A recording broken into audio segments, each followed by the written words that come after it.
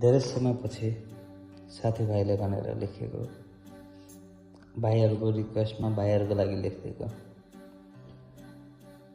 कसैले भेट्ने चाहना र त्यही भेटले पीडा दिने डर, कसैले भेट्ने चाहना र त्यही भेटले पीडा दिने डर, नजिकिन मन लाग्नु र टाढा रहनुपर्ने बाध्यता।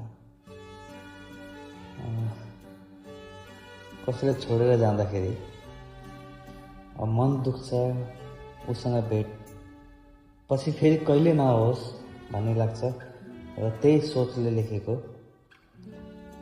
मन र भावनात्मक द्वन्द्वको बेला लेखिएको, मनलाई चोटिल बनाउनेको लागि लेखेको हो। यो सबै कुराहरूलाई सँगाल्दै मैले लेखेकोलाई, सो ध्यान दिनु होला।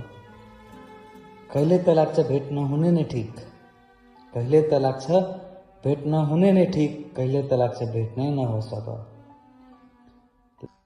बाई चान्स भेट भइहाल्यो भने लाजले आँखाले आँखा टार्ला, शब्दले मुख छोड्ला र मन रोला, त्यसैले तिमीले हेर्ने ती आँखा पनि दोषी।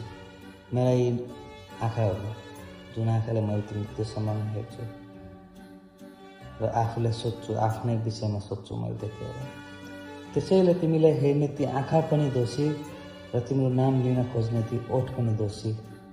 त्यसैले तिमीले हेर्ने ती आँखा पनि दोषी र तिम्रो नाम लिन खोज्ने ती ओठ पनि दोषी, र सबैभन्दा दोषी तिमीलाई भुल्न नसक्ने यो मन।